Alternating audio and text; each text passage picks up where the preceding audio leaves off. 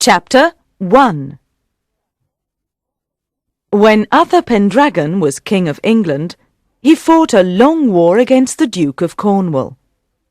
However, Arthur Pendragon finally decided to make peace with the Duke. The Duke and his wife, Igraine, came to the King's palace to discuss the plan for peace. Arthur Pendragon made his guests very welcome, and it seemed that there would soon be peace between the King and the Duke. Unfortunately, the King fell in love with the Duke's wife. He told her that he was in love with her and asked her to betray her husband. Igraine was very angry with Arthur Pendragon because she was in love with her husband. "The King wants to dishonour me," she told the Duke. "I think we should return to our own castle, where we will be safe from him." The Duke followed his wife's advice, and they left Arthur Pendragon's palace secretly.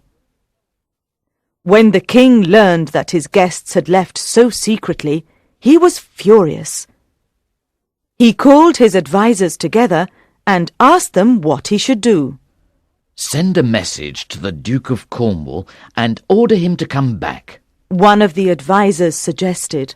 "If he refuses, you must take an army and attack him." Arthur Pendragon did as his advisers suggested, and sent a message to the Duke ordering him to return at once. The Duke refused to obey him. The King's army laid siege to the Duke of Cornwall's castle. Soon, however, Arthur Pendragon fell ill, and no one knew the cause of his illness. One of the King's knights, Sir Ulfius, was determined to find out what was wrong with the King.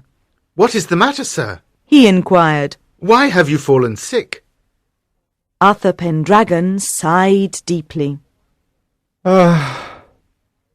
I'm sick for anger and love of Igraine," the King replied. "I'll never be well again." Sir Ulfius decided to seek out Merlin, the King's magician. He thought that Merlin might be able to help the King. "I know everything already," Merlin told him. "I can help him if he agrees to do something for me in return. Tell him that I will come to see him soon." Sir Ulfius hurried back to the King's tent with Merlin's message. "I've seen Merlin," he reported excitedly. "He says he can help you, but in return you must agree to do something for him." "Where is he?" Arthur Pendragon asked quickly. Just then he looked up and saw that the magician was standing at the entrance to the tent. Come in," he cried excitedly. Merlin entered the tent and stood before the King. "I know everything," he told the King quietly. "I know that you're in love with Igraine. If you promise to do something for me, I'll help you." "I promise." Arthur Pendragon replied eagerly. "I'll do whatever you want, Merlin, if you can make Igraine love me." "Listen carefully," Merlin instructed him. "I'll use my magic to make you look like Igraine's husband. You can go into the castle tonight, and Igraine will think you are the Duke. You must tell her that you are tired, and she will take you straight into the bedchamber. You will lie beside her tonight, and she will treat you as if you were her husband."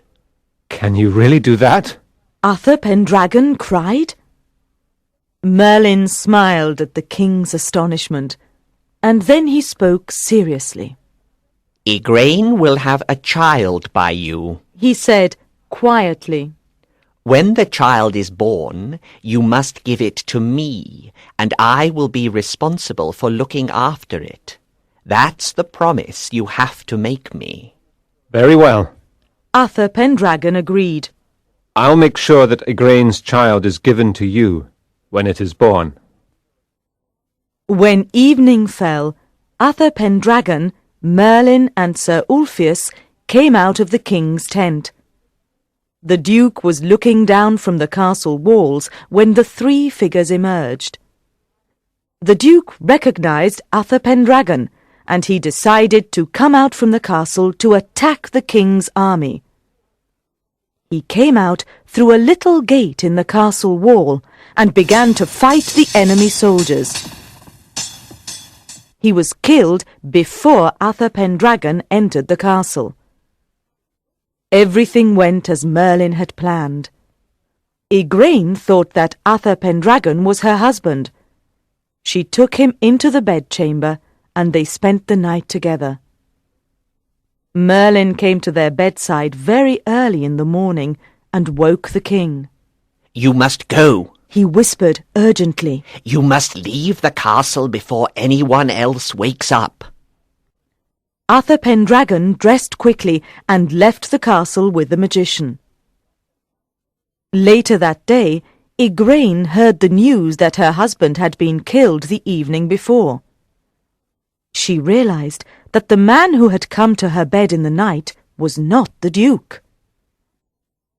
But who was he? She wondered. And why did he look like my husband? Igraine said nothing to anyone about the mysterious man who had come to the castle.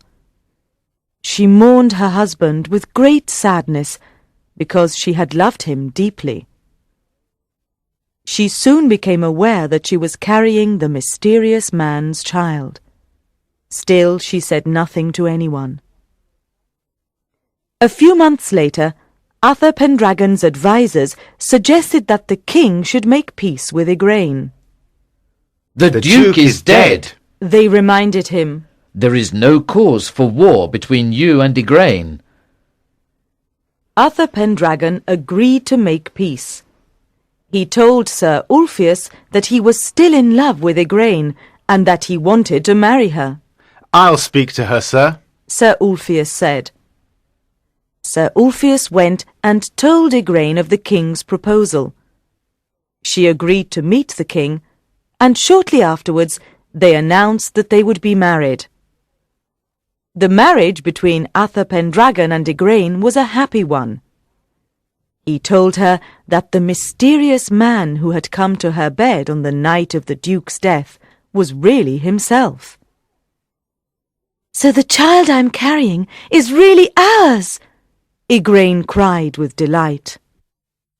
Chapter 2.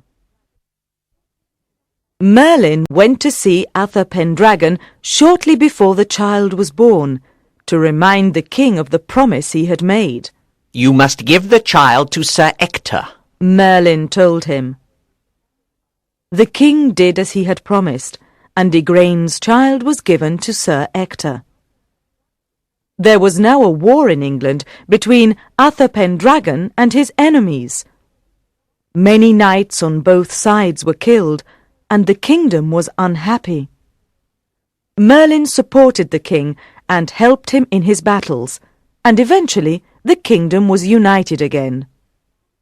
However, Uther Pendragon fell ill and died. The knights began to fight among themselves over who should be the next king. Merlin had a plan to restore order. He went to see the Archbishop of Canterbury. You must order the knights to come to London at Christmas. He told the Archbishop. Tell them that there will be a miracle in London that will show them who is to be the next king.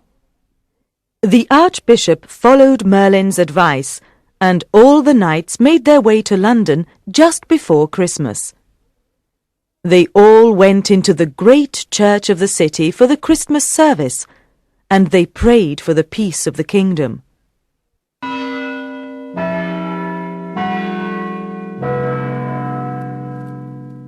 When the service was over, the knights came out of the church.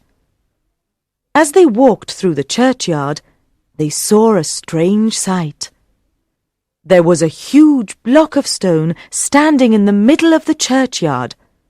A large sword was stuck into the top of the stone. The knights stepped forward to look. One of them read some words that were carved into the stone in letters of gold.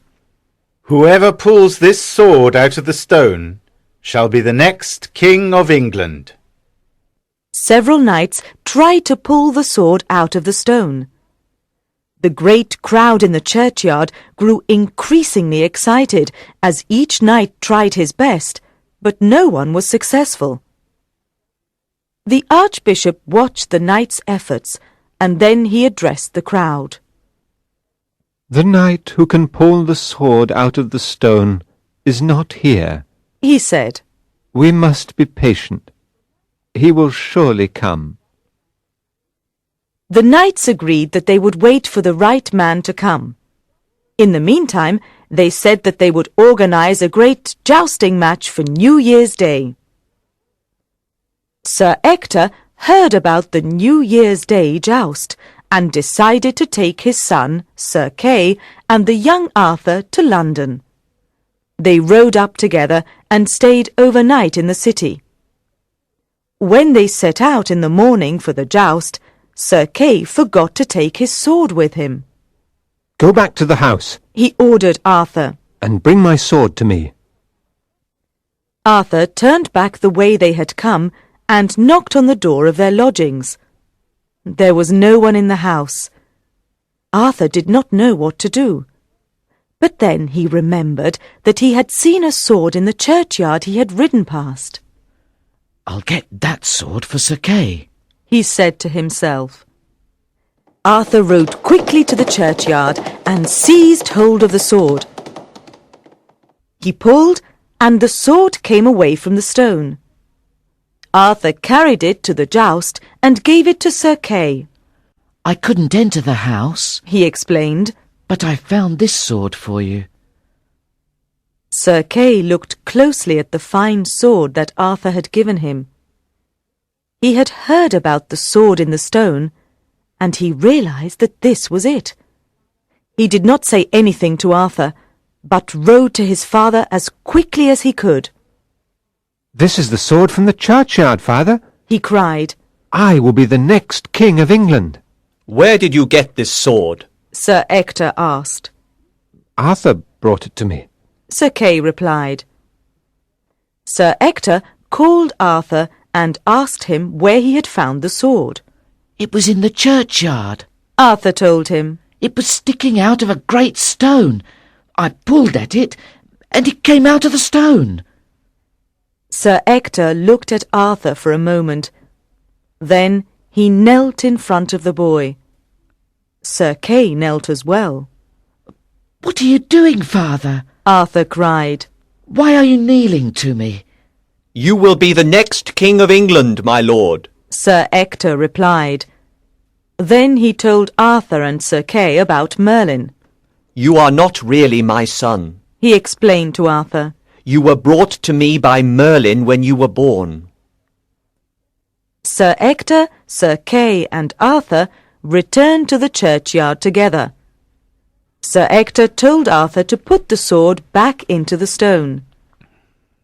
Soon there was a crowd of knights in the churchyard. Each of them tried to pull the sword from the stone, and each of them failed. The only person who managed to pull it was the young Arthur. He is the rightful king! The people cried. Chapter 3. The first years of Arthur's reign were very difficult ones. There were many kings who did not want England to be a united country. They fought bitterly against Arthur. Slowly, however, Arthur's power increased. People began to see that he was a good king. There were always many visitors to Arthur's court because people were keen to meet the young king. One day he received a visit from a queen, Morgan le Fay. She was a beautiful woman, and Arthur fell in love with her. She too fell in love with him. Arthur was sad when Morgan le Fay's visit came to an end.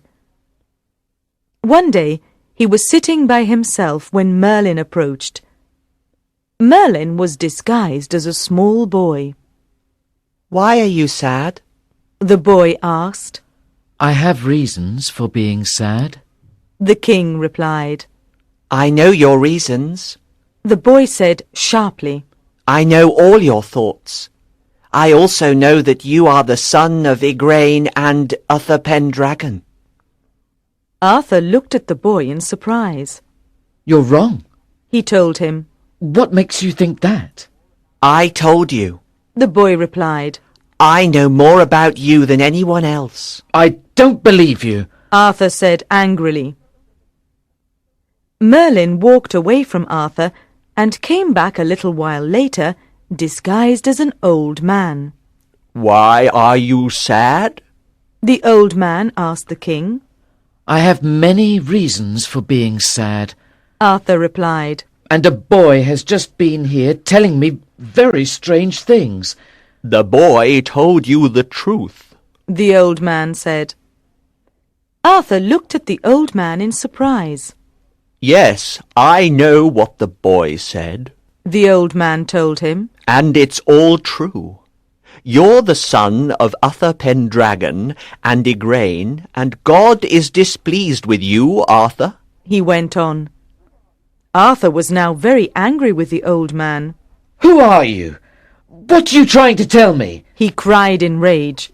I am Merlin. The old man said quietly. Suddenly, he resumed his own shape so that Arthur recognized him. It's really you! You fell in love with Morgan Le Fay. Merlin told him. She is Igraine's daughter. You have given your own sister a child. That child, who will be called Mordred, will destroy you and all your knights.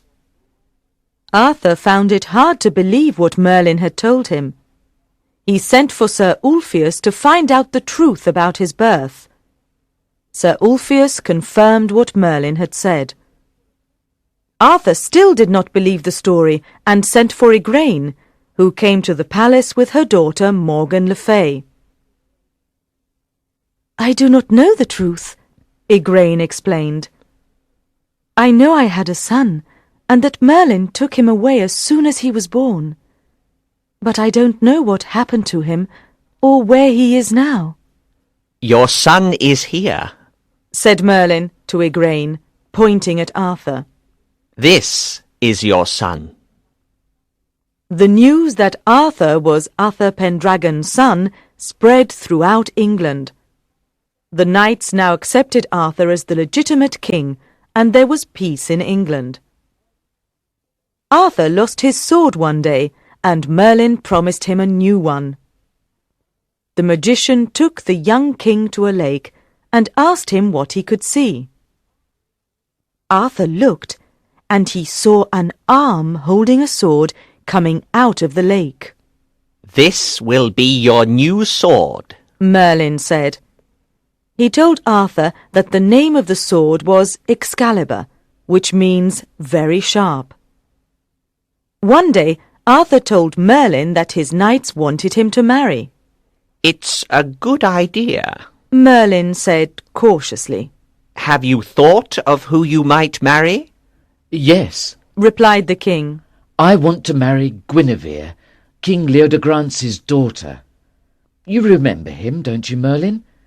You told me how Uther Pendragon gave him the round table. Yes, said Merlin. I know who he is, and I remember when your father gave him the round table.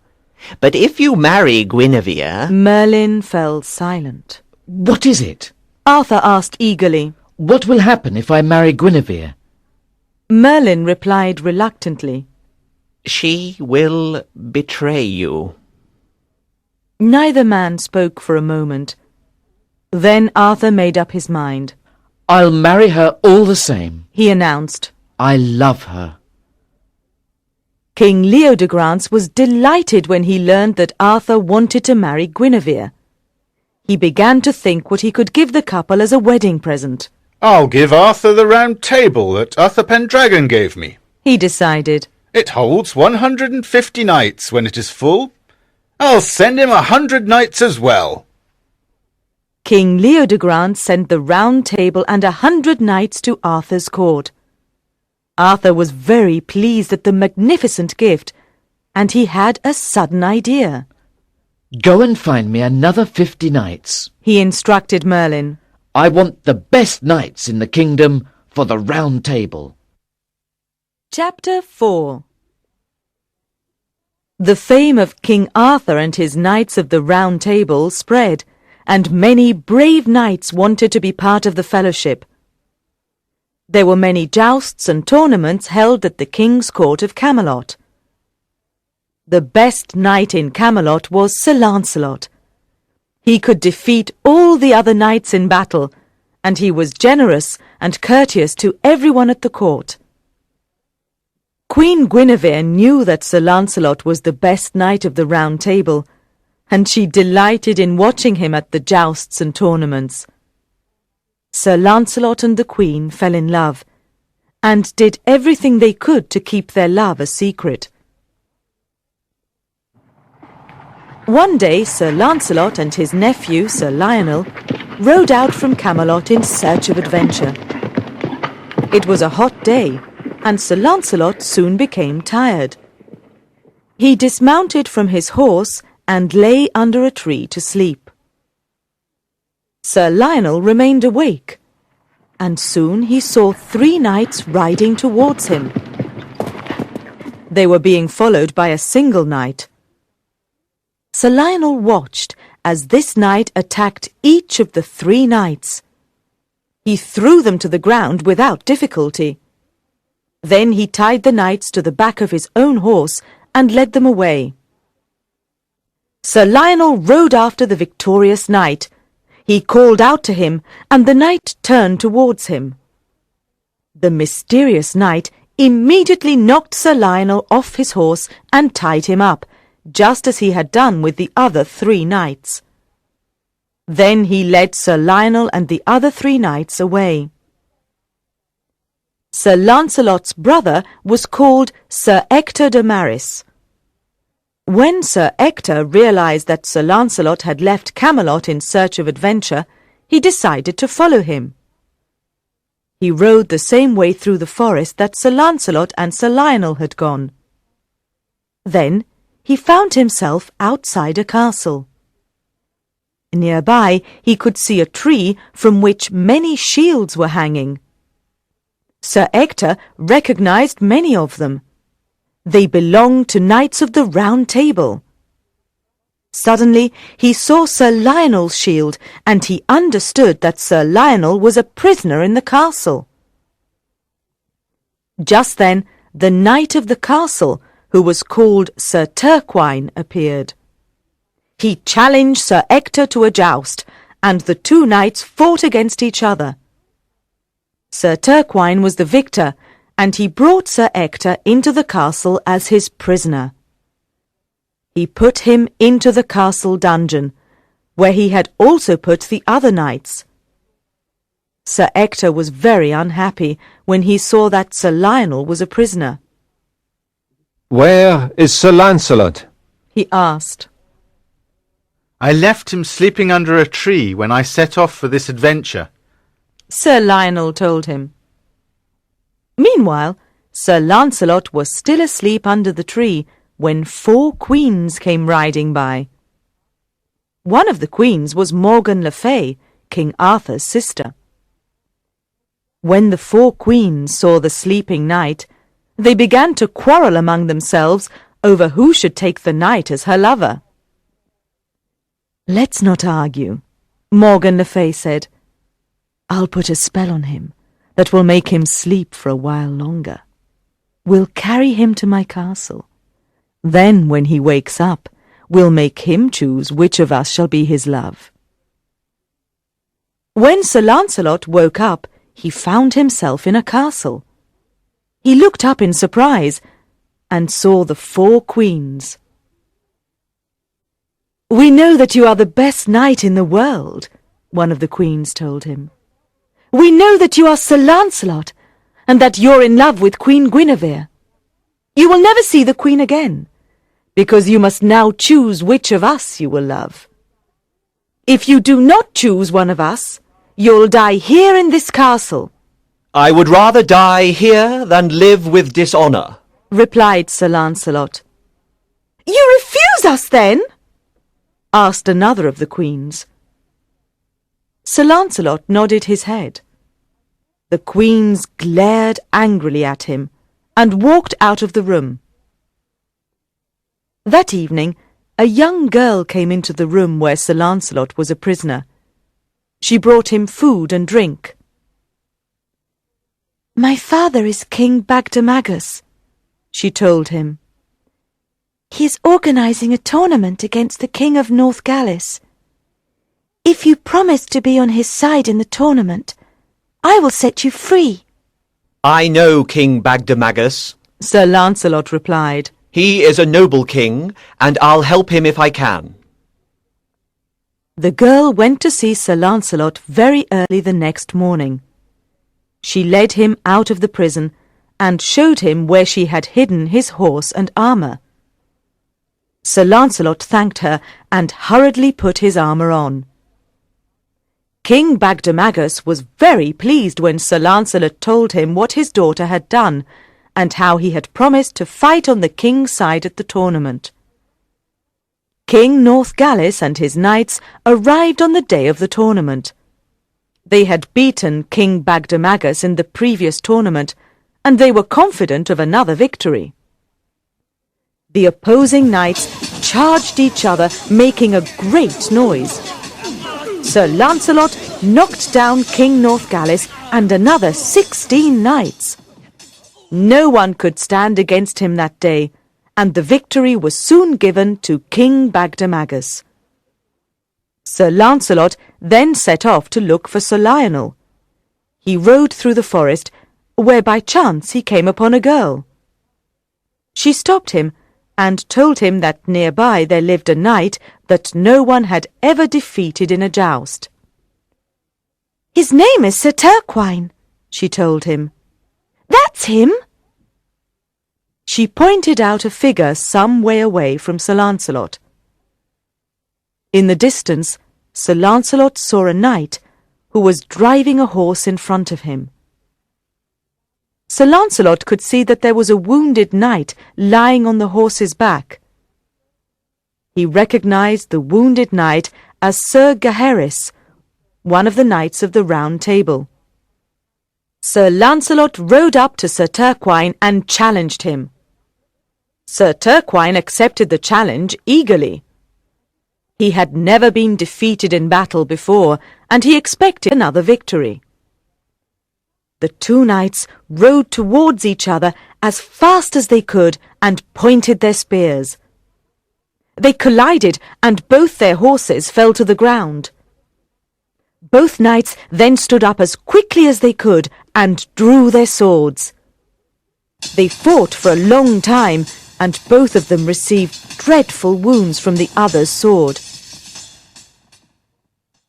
Sir Turquine then paused to gather his breath and leaned on his sword. You're the most dangerous knight I have ever encountered, he said. You remind me of the one knight in the world that I hate the most. What is the name of this knight that you hate so much? Asked Sir Lancelot.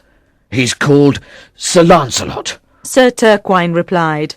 He killed my brother, and I have sworn never to make peace with him. It is because I hate Sir Lancelot that I have taken so many knights of the Round Table as prisoners.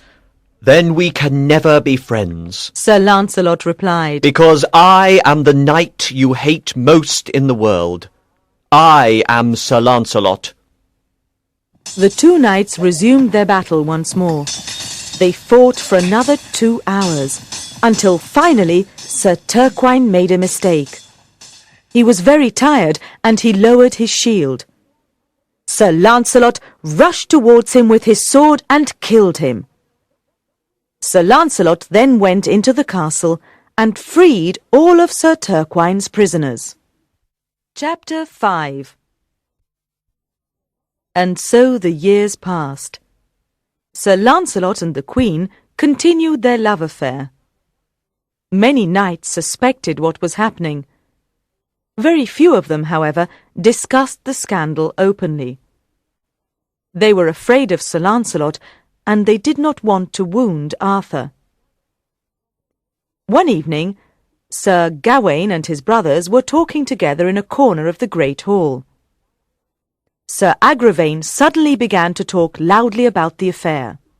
"I'm ashamed of us all," He said. "We all know what is happening between Sir Lancelot and the Queen. It's a disgrace to the Round Table." You're right. Agreed Sir Mordred eagerly. We should do something about it for the king's honour. What do you care about the king's honour? Sir Gawain asked Sir Mordred angrily. You just want to cause trouble. "I'm going to speak to the king. Sir Agravain announced. I'm going to tell him everything." Sir Gawain looked at his brothers sadly. He loved the Round Table, and he was very loyal to Arthur. If you speak to the king, He warned Sir Agravain. you'll destroy the whole Round Table. I agree. Said Sir Gaheris. You mustn't do it. Sir Gareth looked angrily at his brothers, Sir Agravain and Sir Mordred. He rose to his feet and walked away. Sir Gaheris and Sir Gawain also rose and followed him. Arthur had heard the angry voices and the noisy argument. He walked over to Sir Agravain and Sir Mordred. What was all that shouting about? He asked. "We were discussing Sir Lancelot and the Queen." Replied Sir Agravain. King Arthur sighed deeply. He knew what was coming. He had been told years before by Merlin that Queen Guinevere would betray him. He loved Guinevere, and Sir Lancelot was his favourite knight of the Round Table. People have talked about Sir Lancelot and the Queen before, He said warningly.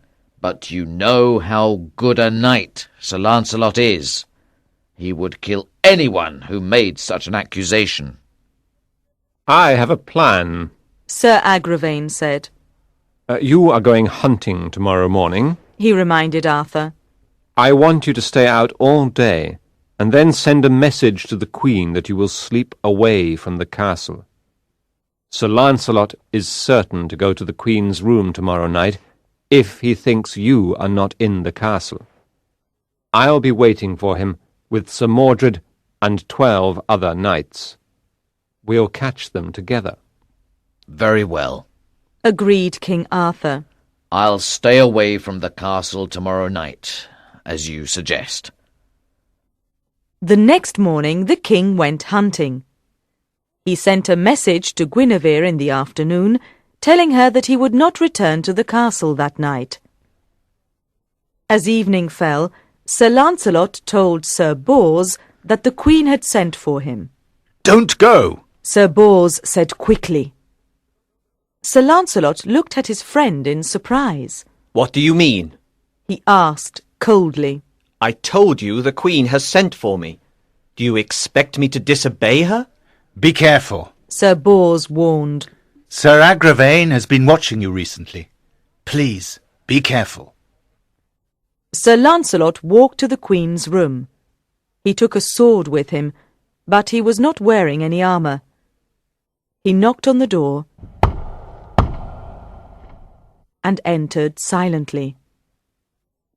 After a few minutes, footsteps could be heard in the corridor outside the Queen's room. Sir Agravain banged heavily on the door. "Come out, traitor knight! He cried loudly. Come out from the Queen's room, Sir Lancelot!" Guinevere looked desperately at Sir Lancelot. "What shall we do?" she cried. "If they catch you in here, they'll kill you, and they'll burn me at the stake." Sir Lancelot picked up his sword. Listen to me. He said to the Queen. They may kill me, but my friends here at the court will save you from the stake. You won't burn because of me. Sir Bors will protect you, my lady. The banging on the door continued. "Come out, Sir Lancelot!" Cried Sir Agravain. Come out, traitor knight! Shouted Sir Mordred.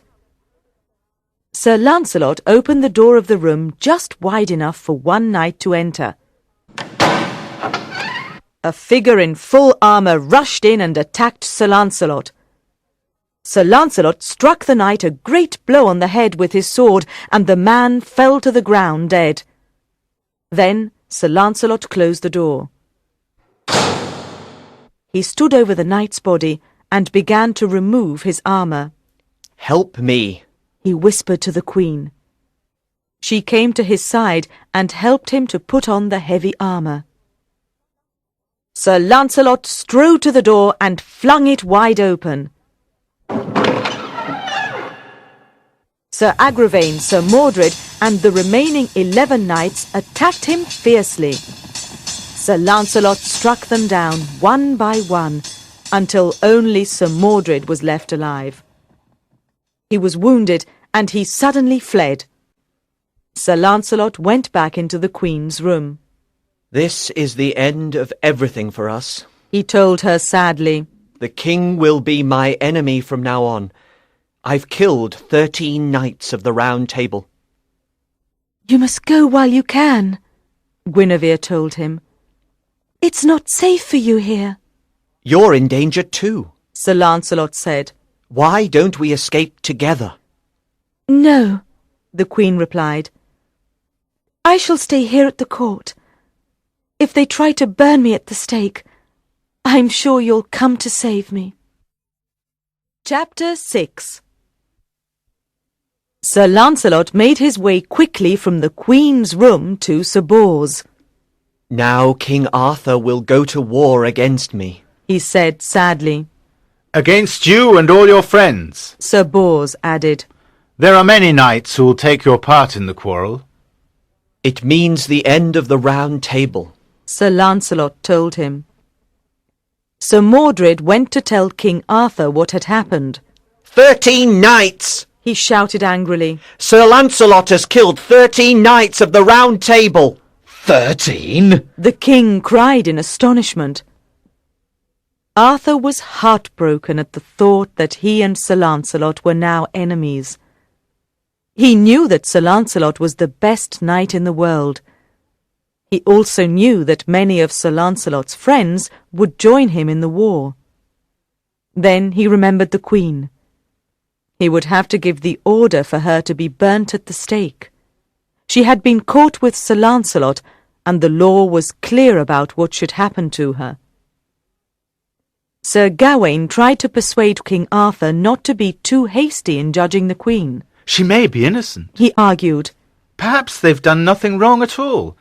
Besides, He added, if anyone accuses the Queen, Sir Lancelot will fight for her. He will not fight for the Queen again. King Arthur said bitterly. Sir Lancelot relies too much on his strength and skill as a knight. But I have decided to apply the law in this case. The Queen was caught by Sir Mordred and the other knights. She will burn at the stake. And if I capture Sir Lancelot, he too will die a terrible death. Then I hope you never find him. Sir Gawain said. How can you defend him? King Arthur asked angrily. Don't you mind that he killed one of your brothers and wounded another? Sir Agravaine was a good knight. Sir Gawain admitted. But I warned him not to go to the Queen's room with Sir Mordred. I told them they were in the wrong. The day of Guinevere's execution arrived. King Arthur asked Sir Gawain to escort the Queen to the place of execution with his brothers, Sir Gaheris and Sir Gareth. No, my lord. Sir Gawain replied. I refuse to go to the execution of such a noble queen. King Arthur bowed his head. He was secretly proud of Sir Gawain's response to the order. At least tell Sir Gaheris and Sir Gareth to be there, he said sternly. Sir Gaheris and Sir Gareth agreed to escort the Queen, but they refused to wear their armour. We will go as men of peace, they said. The Queen was taken to the place of execution, and the fire was prepared. There was a crowd of knights around the Queen, some of them armed, and some not. Suddenly there was a great shout, and the sound of horses approaching at a gallop. Sir Lancelot rode furiously towards the queen. He took out his sword and attacked the knights who were surrounding her. He fought fiercely and killed many members of the Round Table. He even killed the two unarmed knights, Sir Gaheris and Sir Gareth. Sir Lancelot killed them without noticing who they were, or that they were unarmed. Sir Lancelot came up to the queen and threw a cloak around her shoulders. Then he pulled her onto his horse and rode away.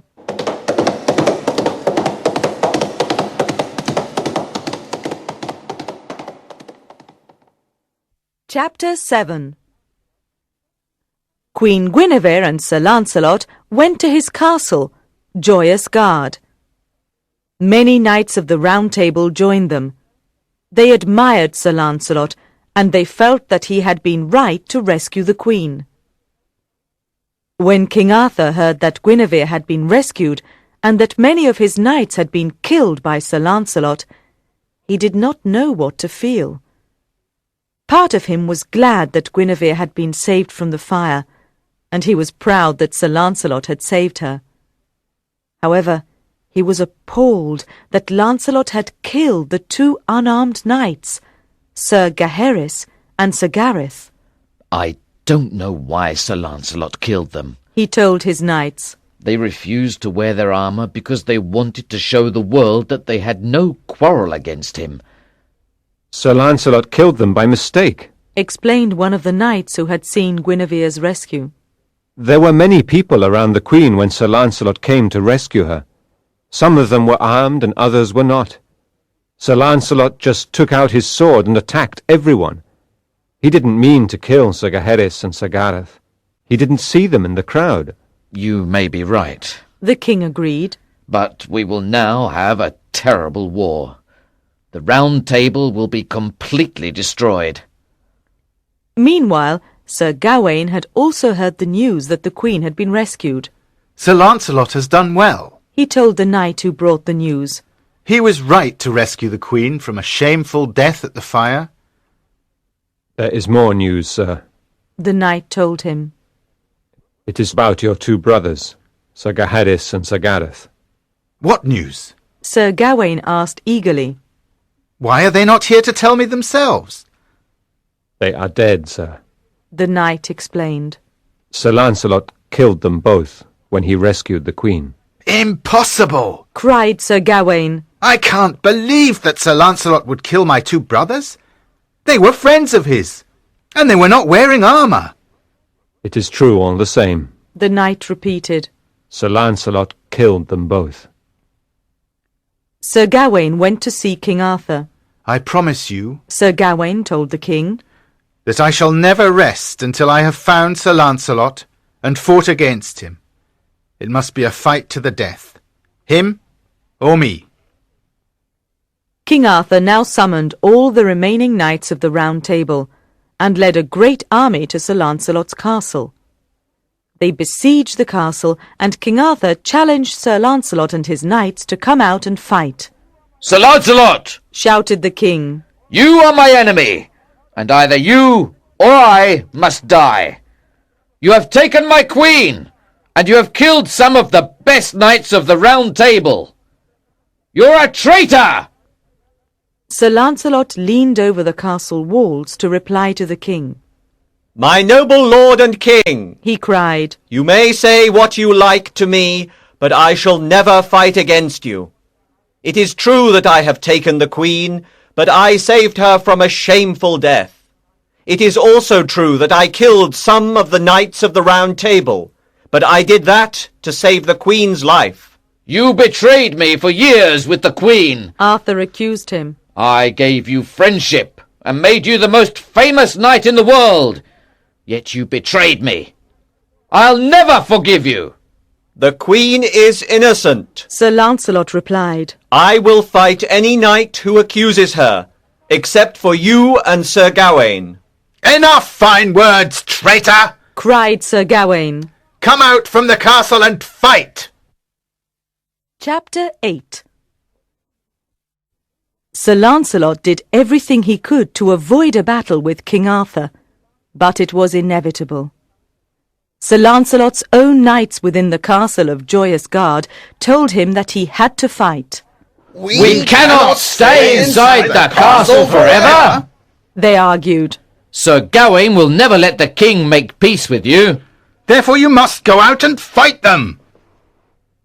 Sir Lancelot went to the castle walls again and tried to persuade King Arthur and Sir Gawain not to take part in the battle. I beg you both to stay away from the field tomorrow, because I do not want to harm either of you, he told them. Sir Gawain replied contemptuously to this message. The king has led us here to fight you, He shouted. and he will not stay away from the battle, and neither will I. He went on proudly. You killed my brothers, Sir Lancelot, and I will never rest until one of us is dead. The battle between Sir Lancelot's knights and the knights of King Arthur was very fierce. Many knights were killed or wounded on both sides. King Arthur rode into the battle, determined to find Sir Lancelot and fight with him. At last he found him and charged with his spear. Sir Lancelot defended himself against the king's attack, but would not endanger the king's life by attacking him. Everyone saw that Sir Lancelot was trying to save Arthur. Sir Bors saw what was happening and rode to attack the king. He charged and knocked him to the ground. Then Sir Bors drew out his sword and stood over the king. Shall I finish this war now?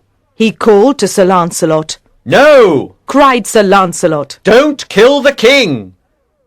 Sir Lancelot jumped off his horse and handed the reins to King Arthur.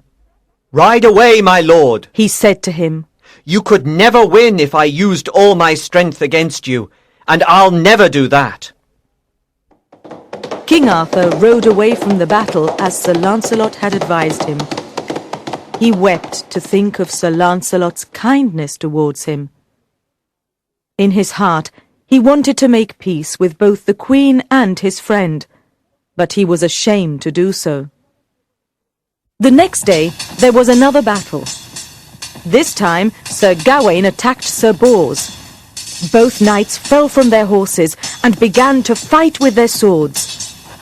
Sir Gawain wounded Sir Bors very badly, and it seemed that he might kill him. Sir Lancelot saved Sir Bors, but he did not attack Sir Gawain. Sir Lancelot's knights began to be angry with him. We came to help you and the Queen, They complained. and many of us have been injured for your sake. But you refuse to fight with your real strength. You're letting us die. The news of the war between King Arthur and Sir Lancelot travelled around the world. When the Pope heard what was happening in England, he decided to stop the killing. He sent an order to King Arthur telling him to make peace with Sir Lancelot and to take Queen Guinevere back to the court. King Arthur was pleased to receive the Pope's instructions, because now he thought it would be possible to make peace with Sir Lancelot. Sir Gawain, however, advised the king that he should take Guinevere back, but that he should not make peace with Sir Lancelot. The Bishop of Rochester told Sir Lancelot what the Pope had ordered. Sir Lancelot agreed to return the Queen immediately to Arthur's court. I never wanted to take the Queen away from King Arthur, He said. It was only my intention to save her from a dishonourable death. I am happy for her to return to the court if she is in no danger. Queen Guinevere will be in no danger. The bishop told him. Sir Lancelot and the Queen set out for Arthur's court with 100 knights. When they arrived at the court, both of them knelt humbly in front of King Arthur. The king looked at his wife and at his friend, and could not speak for the tears that ran down his face. My lord, Said Sir Lancelot, I have brought you back the Queen, and if anyone here, except you or Sir Gawain, says that the Queen has ever betrayed you in any way, I am prepared to fight for her honour. The king may make peace with you if he wishes, Sir Gawain interrupted loudly. but I shall always be your enemy, Sir Lancelot. You killed 3 of my brothers, and I will never rest until I have fought with you to the death.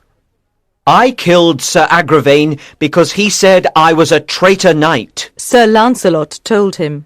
And I killed Sir Gaheris and Sir Gareth when I was rescuing the Queen from the fire. I killed them by mistake. But if the king will make peace with me, this is what I shall do to show how much I regret their deaths. I will walk barefoot from Sandwich to Carlisle as a penance. I will stop every 10 miles along the road and set up a convent where prayers will be said morning and evening for the souls of Sir Gaheris and Sir Gareth. Surely this will be better than continuing the unhappy war between us. King Arthur and his knights wept when they heard of the penance that Sir Lancelot was prepared to do for the deaths of Sir Gaheris and Sir Gareth. Sir Gawain, however, was determined to continue the war. The king may make peace with you, He repeated. but I shall never agree to it. If the king makes peace with you, I will leave his service. Sir Lancelot was very sad when he heard Sir Gawain's words, because he realized that the dreadful war between himself and King Arthur would continue. He turned silently and left the court. King Arthur looked at Sir Lancelot as he walked away, and his heart nearly broke for sadness at the thought of his friend. Sir Lancelot returned to Joyous-Gard and spoke to the knights who had taken his part in the war. I must leave England, He told them. and I shall never see King Arthur or the Round Table again. We took your part in the quarrel with King Arthur. The knights replied. And we cannot go back to him and the Round Table now. We prefer to stay with you. Then we must go to France together. Sir Lancelot decided. I have land there, and I will give each of you a portion of it. Chapter 9. Sir Lancelot and his knights travelled to France, and they settled there on the land that belonged to Sir Lancelot.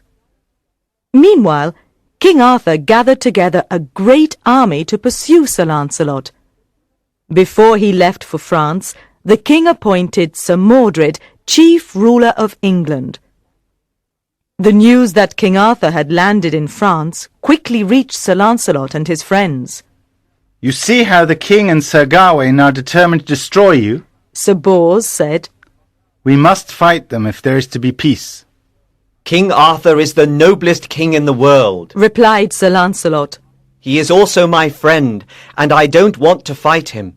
We will try to make peace with him. Sir Lancelot sent a young girl into King Arthur's camp with a message of peace for the king. She spoke so movingly of Sir Lancelot's desire to be the king's friend that King Arthur could not reply.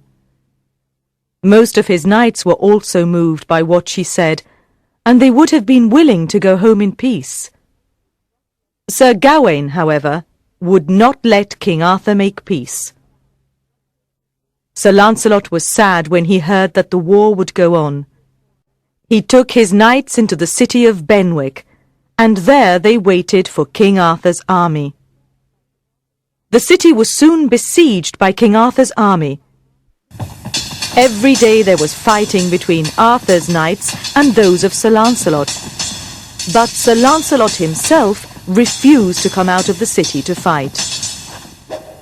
King Arthur is the noblest king in the world, and he used to be my friend. He explained to his men. I will never fight against him. The siege lasted for nearly half a year, and the knights on both sides were exhausted. One day, Sir Gawain rode to the city walls and shouted a challenge to Sir Lancelot. Why are you hiding like a coward? He cried. Come out and fight, you traitor! Sir Lancelot's knights heard Sir Gawain's challenge, and they were ashamed. You must fight Sir Gawain! They told him. You cannot let him call you a coward and a traitor! Sir Lancelot sighed deeply. He knew that he would have to fight now or lose his honour forever. He called for his armour. He then leaned over the city walls and shouted a message to King Arthur. You have pursued me into France and besieged this city for 6 months. He cried. I have been patient because I did not want to fight you. But Sir Gawain has called me a traitor and a coward, and I am forced to defend myself against what he says. Sir Lancelot rode out of the city towards Sir Gawain. King Arthur's army stood behind Sir Gawain, and Sir Lancelot's knights stood behind their leader.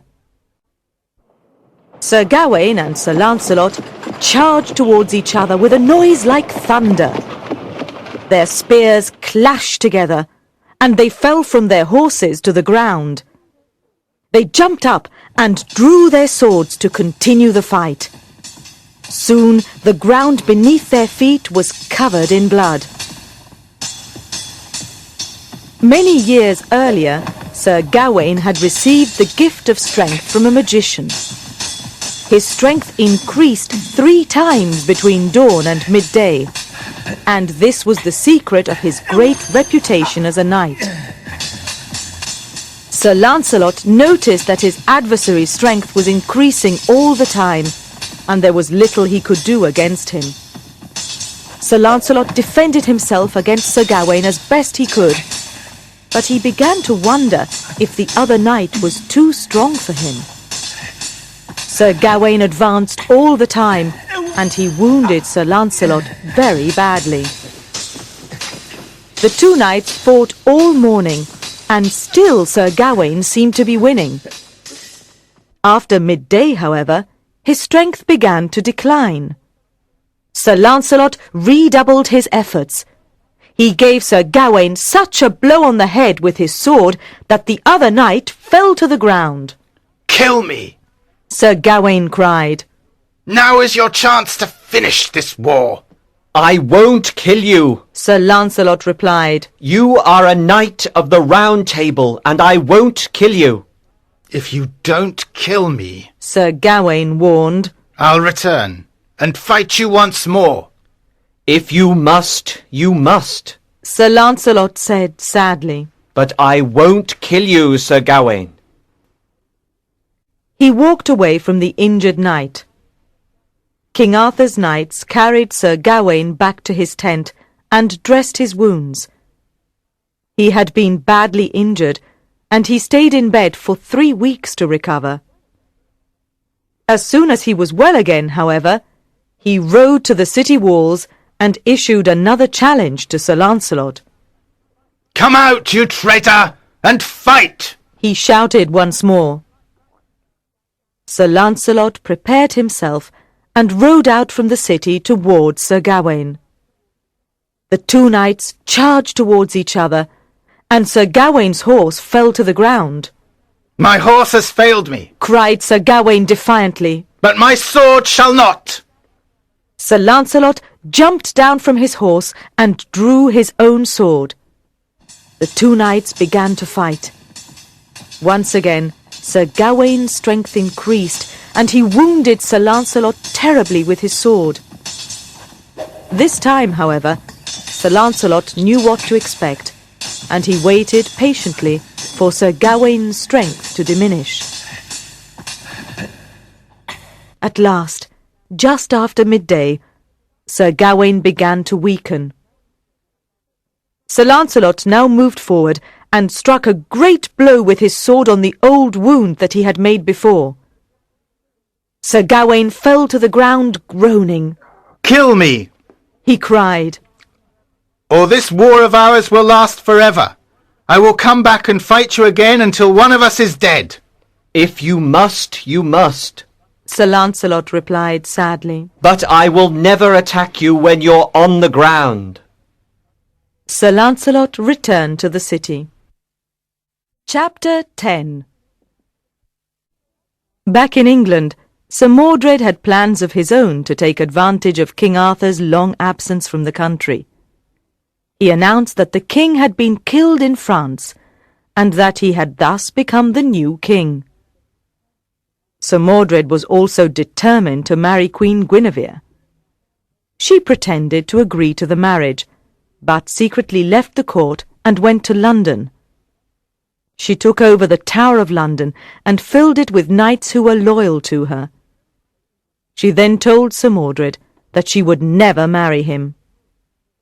Sir Mordred was furious and began a siege of the Tower of London. When news of the events in England reached King Arthur, he hurriedly brought his army back from France. He knew that he would have to fight Sir Mordred to free the Queen and to regain his kingdom. Sir Mordred marched his army to Dover, where the king was expected to land. His knights fought a great battle to prevent King Arthur's army from landing, and many people were killed on both sides. In the end, however, Sir Mordred was forced to retreat. Although Sir Gawain fought bravely alongside King Arthur, he was badly wounded in the fighting. I'm going to die, He told King Arthur. but there is something I want to tell you before I do. All of this trouble is my fault, because I would not forgive Sir Lancelot for the deaths of my brothers. Now, I see that I was wrong. I should have advised you to make peace with him, for he has always been loyal to you and to the Round Table.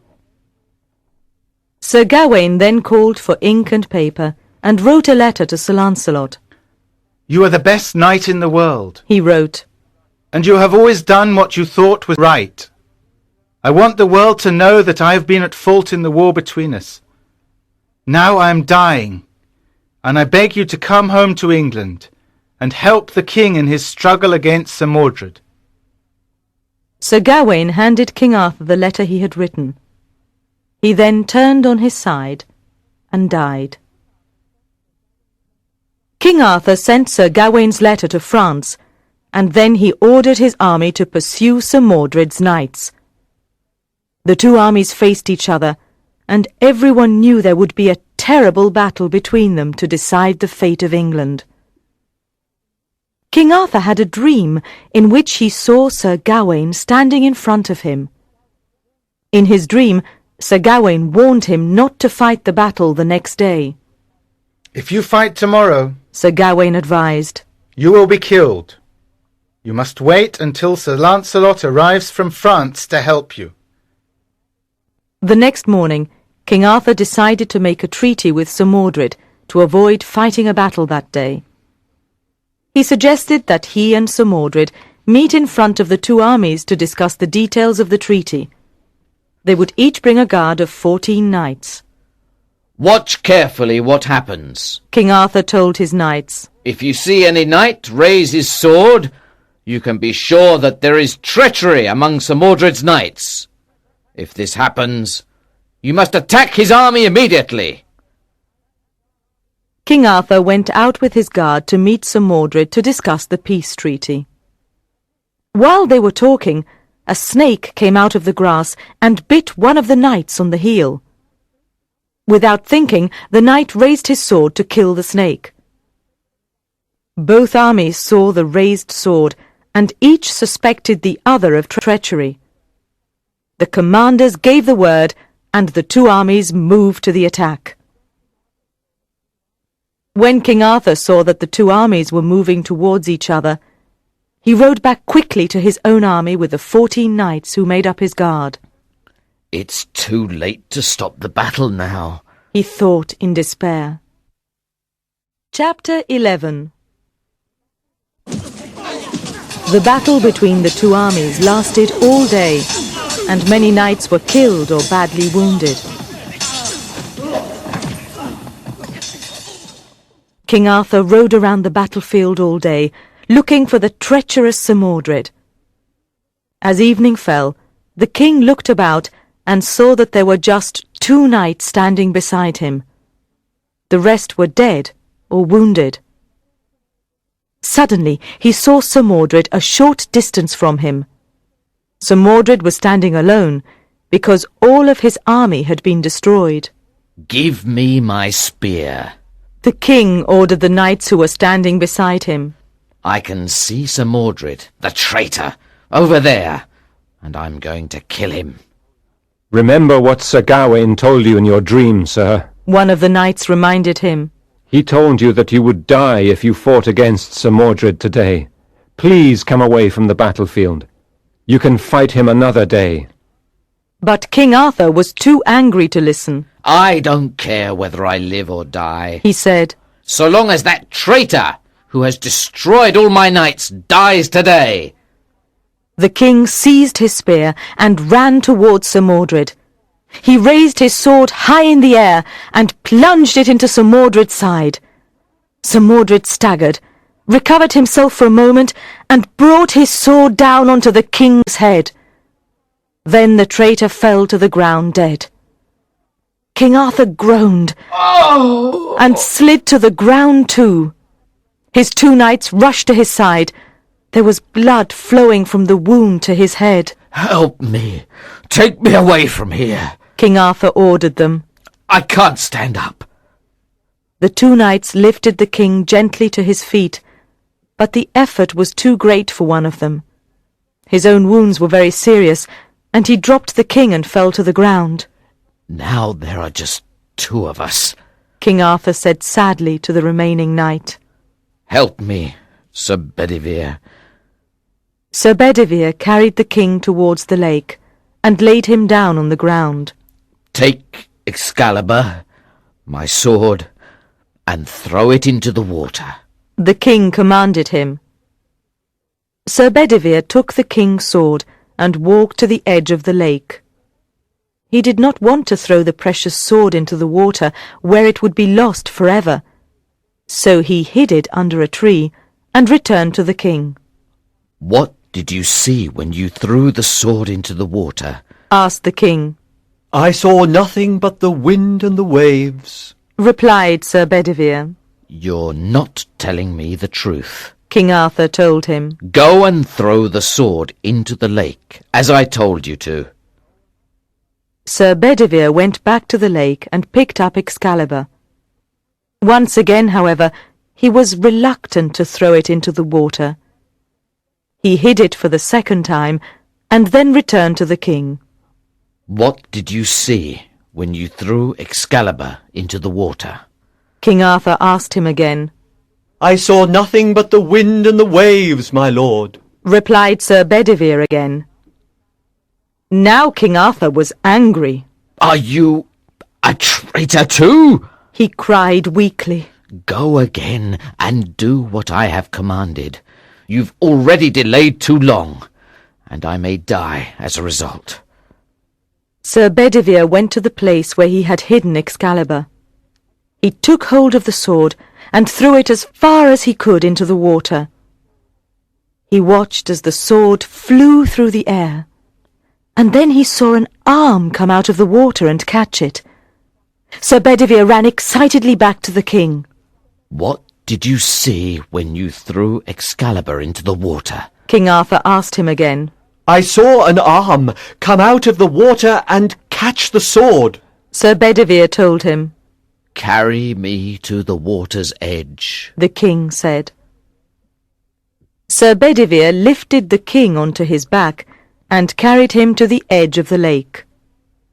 They saw a boat coming towards them across the water. Inside the boat there were several ladies and a queen. Now put me into the boat, commanded the king. Sir Bedivere lifted the king into the boat, and the ladies made him as comfortable as they could. The boat moved away from the edge of the lake. Sir Bedivere was heartbroken when he saw the king taken away from him. He was the last knight of the Round Table, and he was alone in the world. What about me? He cried in desperation. What shall I do, my lord? You must do as best you can. He heard the king's voice tell him. I am going into the Vale of Avalon to be cured of this terrible wound. But if you hear no more about me, then pray for me, Sir Bedivere. Sir Bedivere walked away from the lake into the forest. He walked all night, and in the morning he came to a hermitage. He went into the chapel, and there he saw the hermit praying in front of a new tomb. Sir Bedivere was full of dread when he saw the tomb. Whose tomb is that? He asked the hermit. The hermit rose to his feet. I don't know who is buried here, He answered. but I can guess. At midnight last night, some ladies came here with the body of a man. They offered me money to bury him, and a large sum of money to say prayers for his soul. It's the king! Cried Sir Bedivere in despair. Some people, however, do not believe that King Arthur died of his wounds. They think he was taken to the Vale of Avalon and was successfully cured of his injuries there. Other people say that he died, but that the words written on his tomb promised that he would return. Hic jacet Arturus, rex quondam, rexque futurus.